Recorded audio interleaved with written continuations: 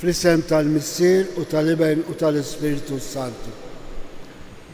Il-grazzja ta' Sidna Ġesu Kristu li mħabba Alla l-Missier u l-għaqda fl-Ispiritu Santu tkun magħkom il-koll. Min jemmen f'Ġesu li xost jgħix fid-dawl fil-verità. U din hija waħda mill-priorità li aħna nsara għandna. Anke jekk mhux dejjem narfu u napprezzaw dan id-dawl kbir li d-dawl tal-mulej idawwal it-treq tagħna. U biex tiċċelebraw kif jixra din il-laqgħa mal-mulej, narfu ħtijietna, speċjalment meta ma tajniex retta għar-rida tiegħu. U għalhekk flimkien nitolbu maħfra. Nistqar Alla li jista' kollox u li l-komuti li jiena għadni b'ħafna bil-ħsieb, bil-kliem, bil-emin u billi ħallejt birieti tija tiegħi bl-akbar tija tiegħi. Għalhekk nitlob lill-imqazza Marija dejjem Verġni lill-Anġu l-Qaddisin kollha u lilkom ħubsi biex titolbu għalija il-mulej Alla tagħna. Iħenna lina Alla li jista' kollox jaħfrilna dnubitna u jwassalna għal ħajja ta' dejjem. Il-udisa din nofruha suffraġġju ta' Giuseppe, Giolina, Edmond u Pauline Buġejja. Nitolbu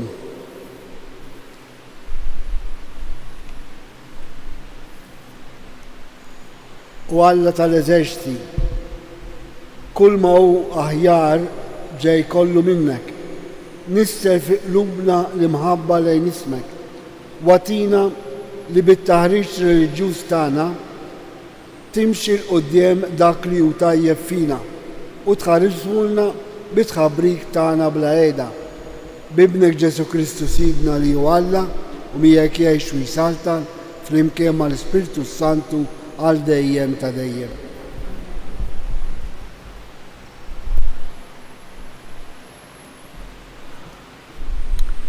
Qari mill-ewwel ittra ta' San Pawl Apostlu lit-Tessalonikin. Dwar il-ħin u ż-żmien ħuti m'għandix bżonn niktbilkom. Intom tafu sewwa li jum il-mulej jiġi għall-arrieda bħal ħalleel bil-lejl. Meta kulħadd jibda jgħid sliem u mistrieħ, dak il-ħin stess bħalu ġieħ fuq mara li tkun waslet għall-ħlas tiġi fuqhom għall-arrieda l-qerda u ma jeħilsu b'xejn. Ħuti, intom m'intomx fid-dlam biex jum il-mulej jaħodkom għall-arrieda bħal ħalleel. Intom il-kollu liet id-dawl u liet il-jum.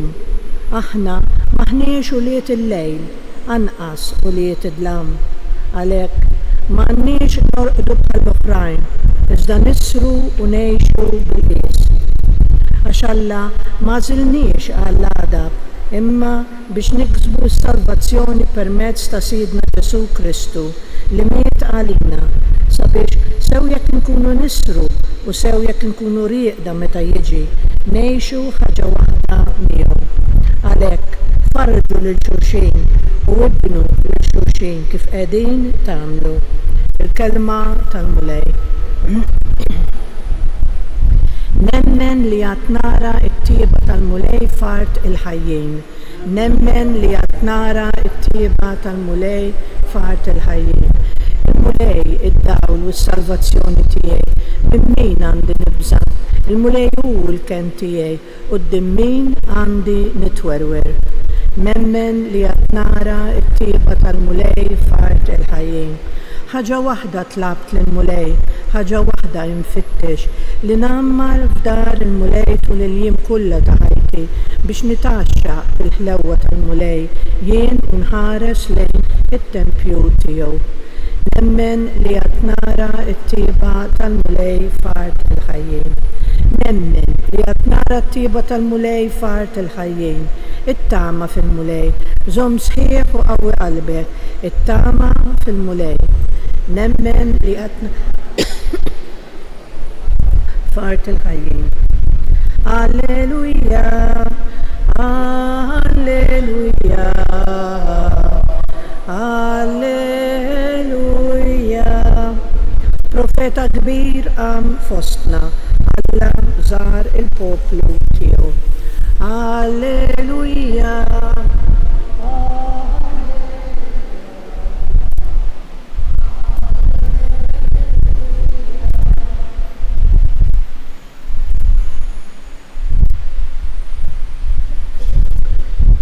Il-mulej ma'kom. Qari mill-Vanġelu skont San Luqa. Dak iż-żmien Ġesu niżel Kafarnaum belt tal-Galilea u f'jum is-sibt qatt jgħallem lin-nies li baqgħu mistaġba bil-mod tat-tagħlim tiegħu għax id-diskors tiegħu kien ta' wieħed li għandu s-seta'. U kien hemm raġel fis-sinagoga li kellu fis-seħħ spiritu tax-xitan imniġġes u qabad jgħajjad b'ħanoli. Ej, x'għandna x'naqsmu miegħek Ġesu ta' Nażaret, ġejt biex taqridna? Jien naf min int, il-Qaddis ta' Alla. Imma Ġesu wieġbu bisħieħ u għallu: iskot u oħroġ minnu. Imbagħad l-ispirtu xeħħtu fin-nofs u ħareġ minnu bla ma millu ħsara. U kulħadd staġeb u bdew jistaqsu wieħed ieħor u jgħidu: dan xi klem hu għax hu jordna bis-seta qawwija lill-ispirti mnissa u huma joħorġu. U l-fama tiegħu xterdet ma' kull imkien dawk l-ħawi kollha. Il-kelma tal-mulej.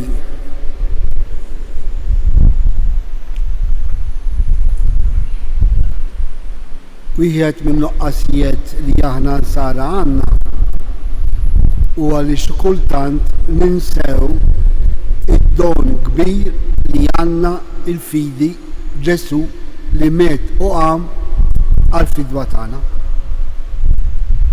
U l-qari tal-lum dan jgħidilna. Fl-ewwel qari smajna li aħna uliet id-dawl. Għaliex jgħid San Pawl: intom fid-dlam biex jum il-mulej jieħodkom għall-rida bħal ħallel. Intom il-koll uliet id-dawl uliet l-jum. Xi fisser dan?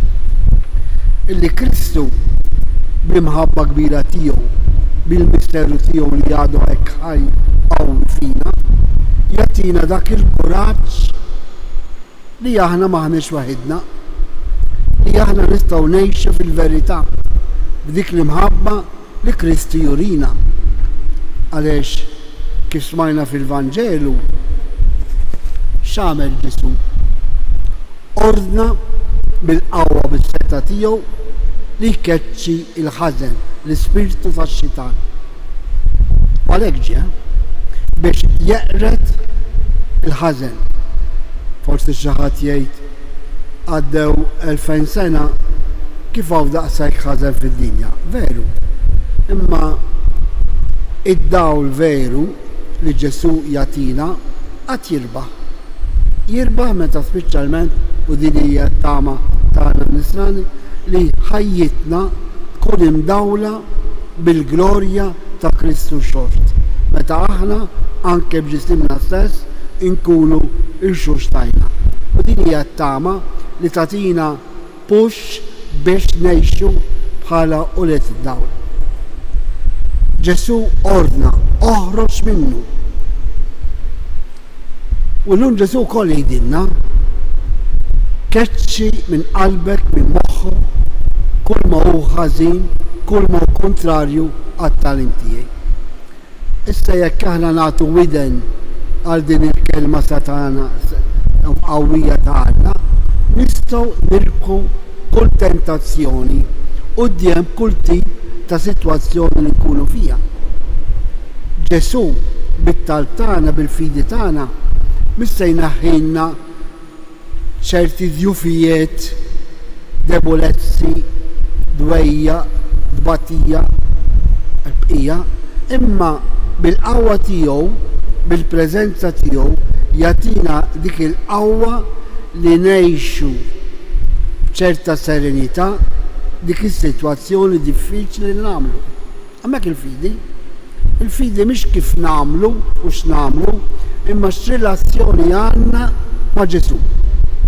Jekk aħna nemmnu li Ġesu irrebbieħ fuq id-dnub, għaliex m'għandniex fiduċja li anke nistgħu nirbħu id-dwejja tan-nuqqas jew tad-dubiet jew tal-ħażel li jew. Aħna għandna dan id-don, ngħixu fid-dawl tal-mulej, bit-tagħlim tiegħu. U għalina speċjalment aħna li kull jum niċċelebraw l-Ewkaristija minn fil-knejjes u minn permezz tal-mezzi soċjali li naqdu fit-tal, hija don biex niftakru li Kristu għandu kelma qawwija biex naħħilna dik l-istat meta il-ħażen jista' jaffiġna. Alla ma jridux dan. Alla jridna niġġieldu kontra ħażen u kif billi nisimgħu il-kelma tiegħu u nemmnu li huwa qiegħed magħna. Allura jgħidilna San Pawl, jekk Kristu qiegħed magħna, min għandna nibżgħu? Kieku ngħidu hekk quddiem ċerti problemi jew quddiem ċerti momenti ta' sfiduċja jew ta' teħ il-qalb għax jiġru. Dan ma jfissirx illi ma nistgħux inqajmu fina dak l-ispirtu tal-preżenza ta' Alla. U dan huwa d-don tal-fidi li jenna ngħixu bħala insara. Għalhekk ħuti eżiż, ejjew niftakru. Kristu bil-mewt u l-qawmen tiegħu għamilna ulidu li tfisser uliet id-dawl. Uliet id-dawl tfisser ukoll illi aħna nagħmlu l-almu tagħna biex ngħixu il-kmandamenti il-kelma ta' Alla. Għax min għandu il-Kristu fil-qalb u f'moħħu jgħix aħjar. Hekk jgħidilna, imxu warajja, jiena magħkom sal-aħħar tad-dinja. U Ġesu bl-Ewkaristija jurina dejjem din il-preżenza.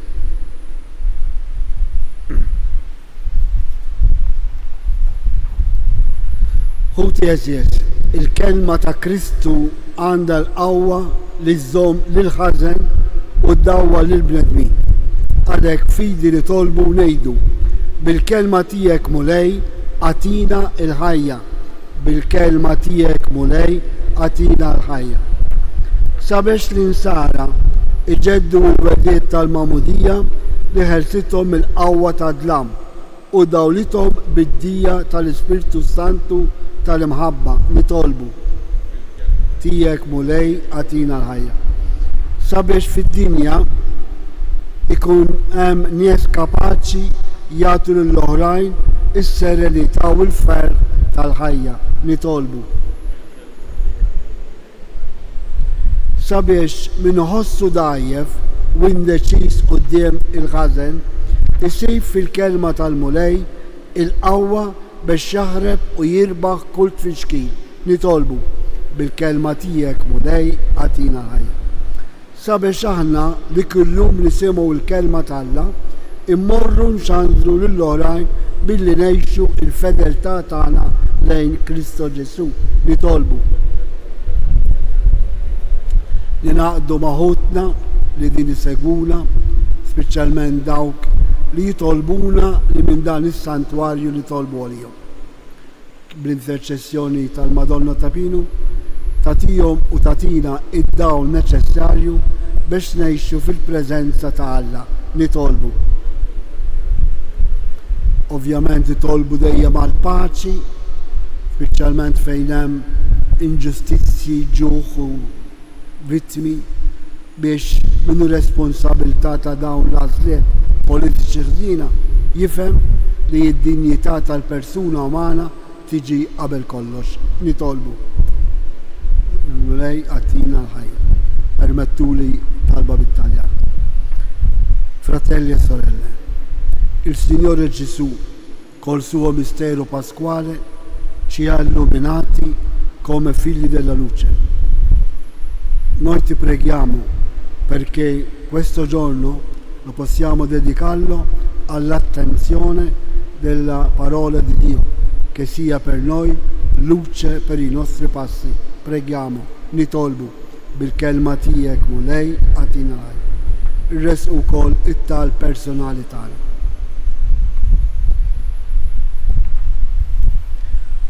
U Alla, isma' t-talb ta' dawk li qegħdin fil-fiduċja kollha tagħhom fik. Ħarrishom mill-ħażen u żommhom dejjem fl-imħabba tiegħek bi Kristu Sidna.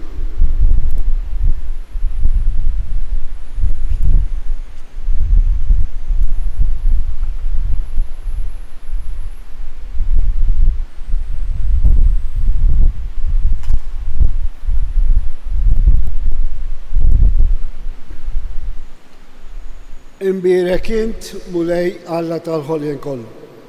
Għax fit-tjubit tgħidna dan il-ħobs li qegħdin nofrulek, frott tal-art u xogħol il-bniedem li minn nisralina il-ħobs tal-ħajja.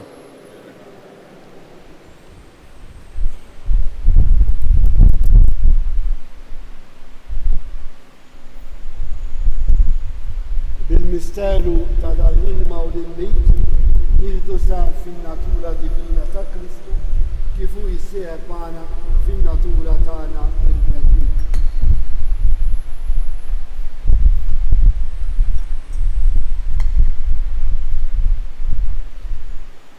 Imbierek int mulej Alla tal-ħoljen kollu, għax fit-tjubit tgħidna dan l-inbit qegħdin nofrulek, frott tal-art u xogħol il-bniedem li minn nisralina x-xogħol tar-ruħ.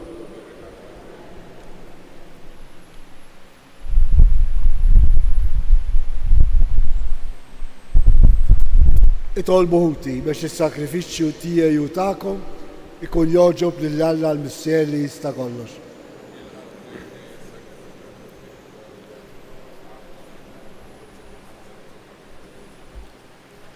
Din l-offerta għaddisa mulej għatina dejjem il-barka u d-dawl tas-salvazzjoni u għamel bil-qawwa tagħha niksbu l-frott tas-sagrament li qegħdin niċċelebraw bi Kristu Sidna.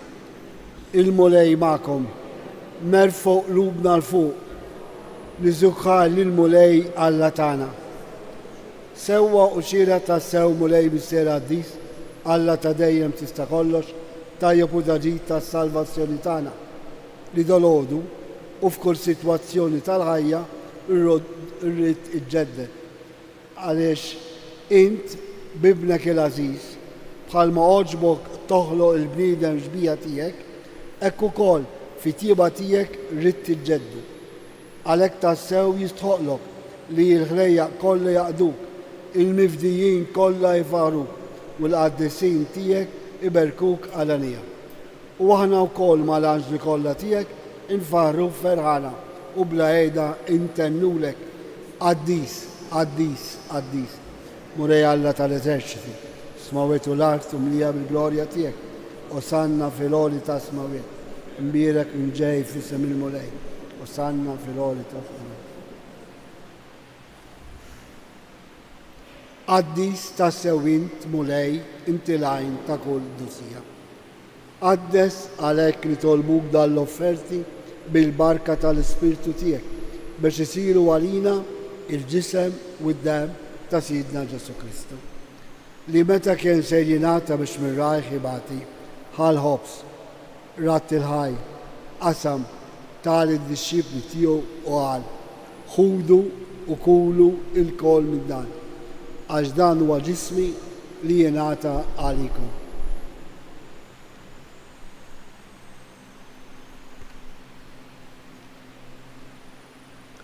Hekk ukoll wara li klaħa l-kalċi, reġa' rat il-ħaj tal id-disċipli tiegħu u qal, ħudu u xorbu minnu l-kol, għax dan huwa l-kalċi ta' demmi, tal-patti ġdid li jibqa' dejjem, id-dem li jxxerret għalikom u għall-bnedmin kollha għal maħfra ta' dnubiet. Għamlu dan tifkira tiegħi.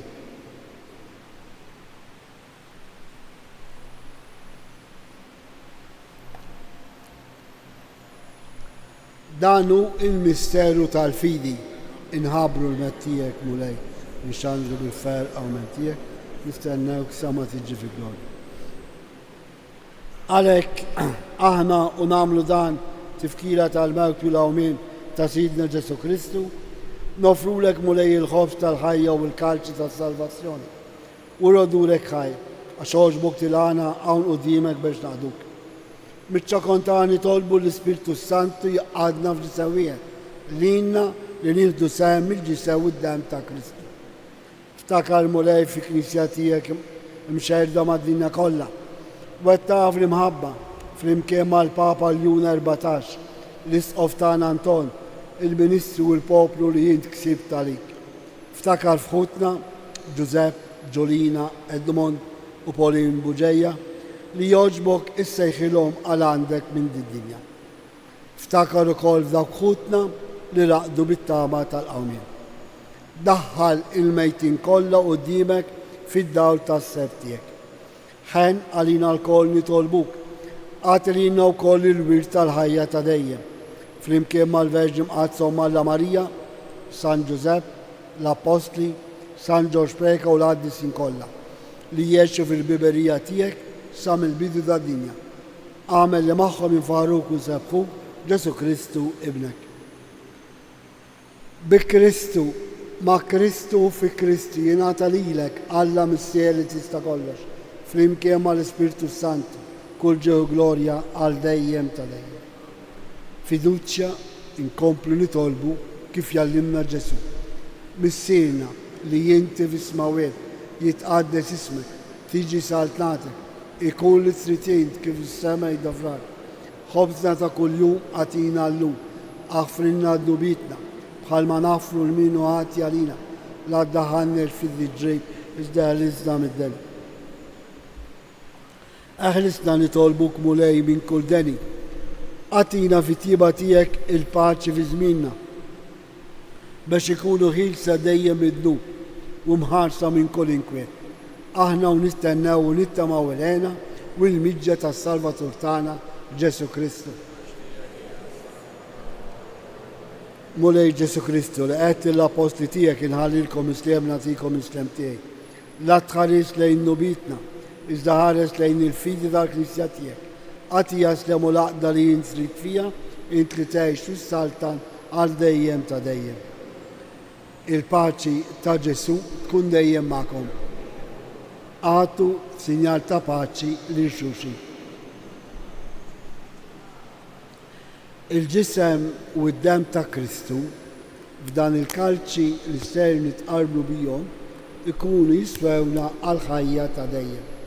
Ħarruf talla itnaħħi mulej Ġesu Kristu tqarbina ma tkunx ta' gwardana.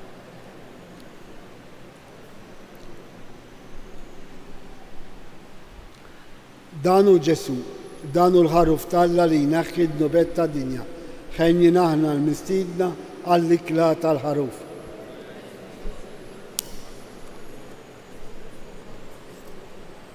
Il-ġisem ta' Kristu iħarisna għal ħajja ta' dejjem.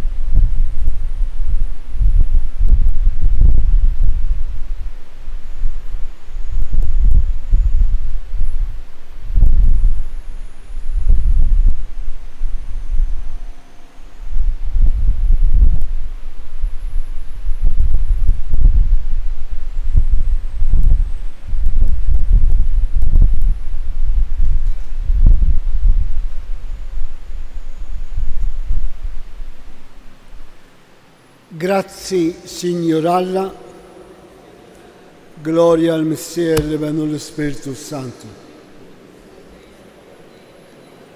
Nitolbu, issa li tqawwina mulej bil-ħobs tal-mejda tal-Ewkaristija, nitolbuk biex dil-ikla ta' maħabba twettaq il-qlub tagħna u tħeġġiġna biex naqdu lilek f'ħutna bi Kristu Sidna. Qabel nirċievu l-barka tal-aħħar, ngħidu talba fiduċja b'tama lill-Madonna ta' Pino. Għalina li din hawnhekk, għal dawk li maqudin magħna biex inħallu id-dawl tal-imħabba ta' Marija li kellha lejn il-kelma ta' bina tkun ukoll għalina dawl fil-passi u l-għażliet tagħna. Għalhekk ngħidu flimkien. Slima lik Marija, bil-grazzja mimlija, il-mulej miegħek, imbirkejnti fost in-nisa, u mbirek il-frott tal-ġuftijek Ġesu. Qaddisa Marija Alla tlob għalina metinbin, issa u fis-sija tal-mewt tagħna. Amen. Il-mulej magħkom. Iberikkom Alla li jista' kollox, il-Missier, l-Iben u l-Ispiritu Santu. Morru għejxu il-paċi ta' Kristu. Il-ġurnata tajba lil kulħadd.